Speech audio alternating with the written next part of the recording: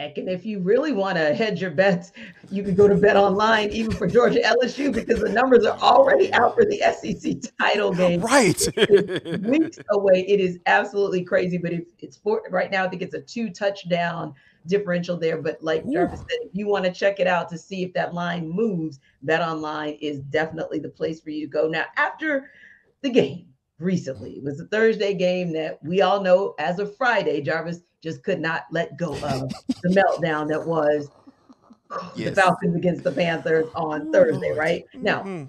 after the game, Arthur Smith talked about realizing that sometimes when the journey is over, when someone's trying to make a play, and then you kind of think about, okay, journey, what exactly did Arthur Smith mean? Because sometimes we try to break down coach speak, guys. Of We course, do. don't do that. You have to. Yeah, yeah. So we know that the Falcons are now 4-6 because, of course, the Bucks won, and that was what I was alluding to over the pond. Won that game against the Seahawks yesterday. Now they're back in sole possession of first place in the division. So, what journey should be over at this point when now the Falcons are 4-6 and they're looking wherever you want to say, whether that's upward, downward, straight ahead. But what journey are they supposed to be on now at this stage of the season?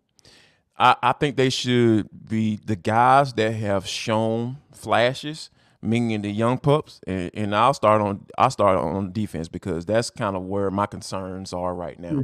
Mhm. As you know, they go through this season because the quarterback situation is what it is. It is what it is at this moment, and I think that you can start by talking about the outside linebacker. Mhm. I'm done watching Lorenzo Carter. I really am. I am. I'm cool. I'm cool on that. He can be a situational guy. Come in and rush the pass on third down, opposite of Arnold Ebiketie. That's Mhm. cool. But I think it's time for Ebiketie to get more snaps, Yeah. get more reps at rushing the passer because as a pass rusher, you have to get into a rhythm, right? Yeah. Because as you get Yeah. used to going against the guy, you watch film, understand what his weaknesses may be, Mhm. and there is a rhythm that goes to rushing the passer. Right. Because if I'm setting him up or if I'm rushing edge, edge, edge, edge, edge, and then when I'm getting them those most no more snaps, I might come in and say, you know what, I'm acting like Mhm. I'm going edge, and then boom, I'm spinning inside. Yep. And as the offensive linemen are so creatures of habit, right? Yep. They're going to start expecting you to go edge, and then once you get that opportunity to go inside on them, that may be that opportunity to get that sack. But you can't do that if you are rotating in. So Yeah. it's kind of like it's kind of a catch-22 Mhm. when you are allowing the veterans to get most of the snaps when you Mhm. know which the development that our Ebiketie is missing out by being on the Yeah. field because pass rush you got to do it. You can't learn by osmosis, and you never hear the conversations about, oh, Arnold Ebiketie has to sit down and learn for a year Mhm. behind Lorenzo Carter. No, Yeah. absolutely not. So I think Arnold Ebiketie needs to be forced into that starting role, and I think D'Angelo Malone Yeah. needs to be in there more as well, T, because that's what this is all about: seeing what your guys can do and making sure they're Mhm. getting the necessary snaps. Because these are the guys that you drafted to take this team forward and get some of that cheap labor that you're talking about when you're talking about competing for divisional championships and then going further in the playoffs as time goes along. So it's interesting because, as you look at the depth chart and obviously looking at a D'Angelo Malone and giving him that opportunity, and like you said, giving AK that opportunity as well, you look at some other spaces, and I'm thinking, agree with you on D'Angelo Malone. My mind also went to Troy Anderson and giving him some Okay. opportunity to show what he can do in different spaces. Obviously, he's given some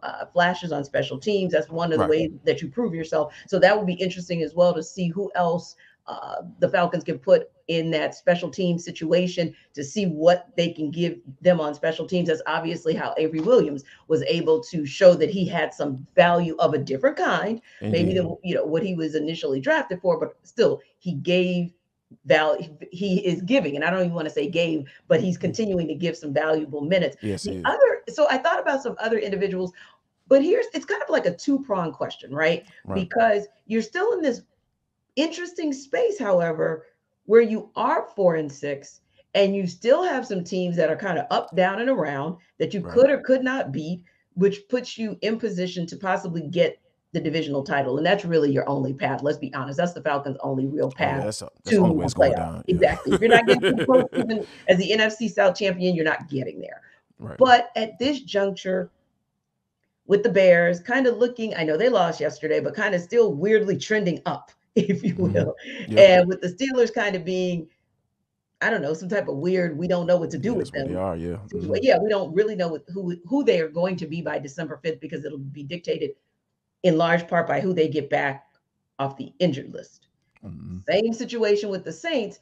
I'm wondering how much do you tinker with that lineup on defense? And we'll get to offense in a second, but how much do you tinker with that lineup on defense to balance out giving those guys the opportunities, the reps to get them in rhythm, but on the same token, making sure you put quote unquote your best players out there to give you an opportunity to keep competing for that division title through the end of the season?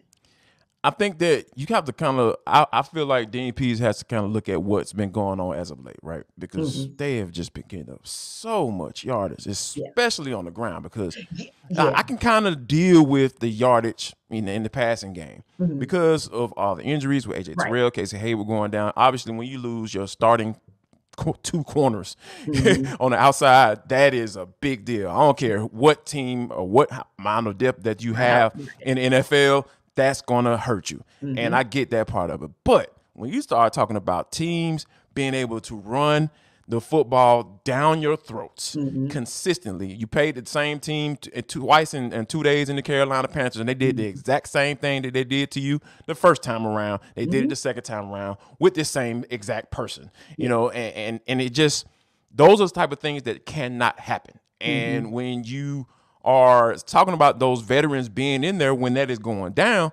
if I'm going to get beat, you know, if those guys aren't doing what they're supposed to do, then I'm going to be more willing to give guys like D'Angelo Malone and Arnold Ebiketie more opportunities because of those particular situations that I just mentioned. So if you aren't going to do what you're supposed to do, and it just seems like we're 10 games in now, it just doesn't make sense for me to continue to go out there and play you and say, hey, oh, yeah, this is the veteran leadership, or this is the veteran, or he knows what to do. In these particular situations, he has this great technique against the run. He might not be the greatest pass rusher in the world, but he's really solid against the run. That's not what we're saying because, like I said, they've been run through these past few games. So I think that if Dean Pease had taken consideration what's been going on as of late from a small point of view, and also look at the big picture saying, all right, I need to get my young pups in here. I know I may be able to take a little L on certain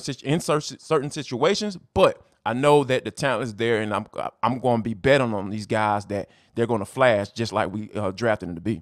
Now I'm going to bet that there's going to be a really cool flash on Locked On Sports today. Now, of course, you guys always stop by us and listen to get our reaction to any and everything that's based in Atlanta sports, but the biggest stories of the day across the entire sports landscape, instant reactions, big game recaps. You know, people are talking about that Vikings-Bills game as the biggest, the best game of the entire season. Yeah, so if you want some reaction to that, and if you want some thoughts on even I would say kind of like For the Culture, but they call it their take of the day, then you want to check out Locked On Sports today. And check them out the same place you check us out, on the Odyssey app, on YouTube, or wherever you download your podcast. Because guess what? Just like we have something to say on this podcast, they have something to say on that podcast as well. Now, Jarvis, I'm going to flip it for you because here's a thought process, just real quick, in the rationale that you gave on defense is actually the polar opposite rationale that most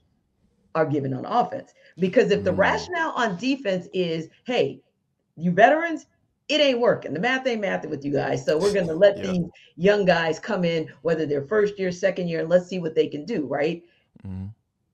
Flip side, however, Marcus Mariota, Desmond Ridder.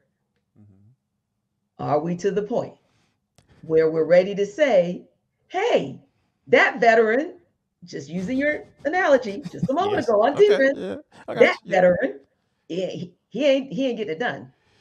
Let's see what this young pup can do.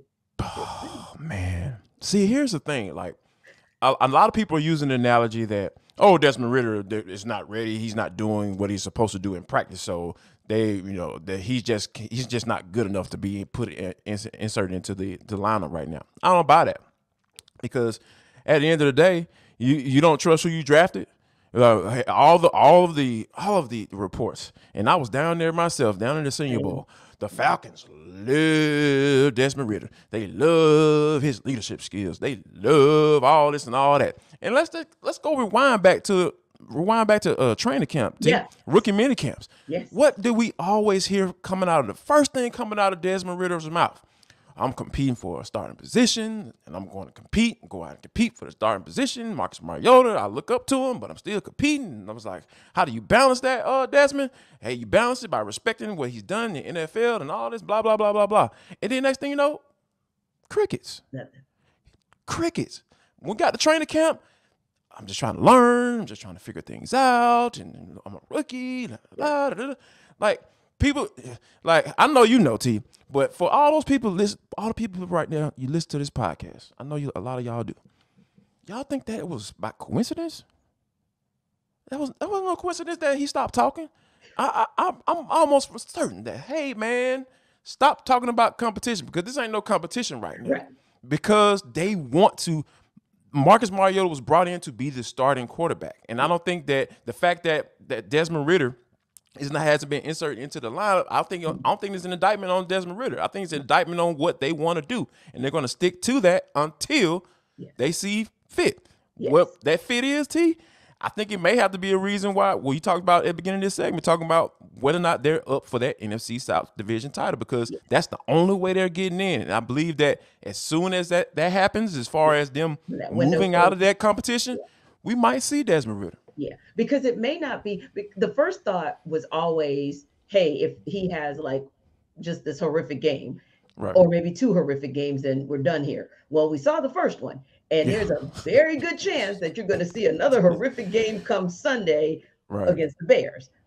But the question then becomes, but how far out of first place are you? Because if you're still just 2 games out of first place, or a game out of first place, or we win the game, etc., then that conversation remains where it has been the first 10 weeks, which is Marcus Mariota is QB1. So to your point, different than what you're dealing with on defense. On defense, you have the opportunity, because you never said, meaning Dean Pease, you never said that you were, quote unquote, married to one particular player, veteran, rookie, second year, etc.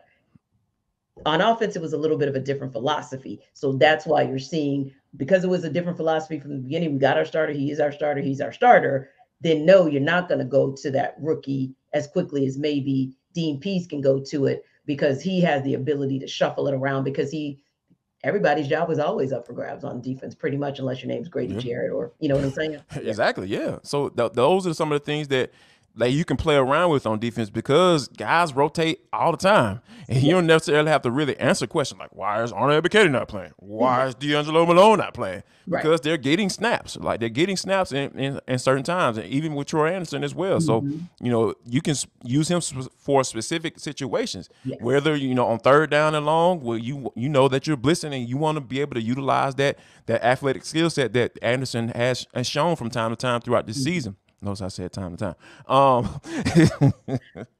Yeah. We're gonna have a conversation about Troy Anderson at some point as the season goes along, but we'll leave that for a later date, T. But I think that all in all, the Dean Pease has a task at hand right now, and I think that some of those decisions needs to be made, because we've seen some good from Arnold Ebiketie, and like he said, sitting at 1.5 sacks right now, like. I wouldn't be. The more he plays, I feel like the more opportunity he's going to be able to put the quarterback on the ground, and you're just not getting that from your veterans and Ogundeji and Lorenzo Carter. So hey, go ahead and give the man some love. Show him some love.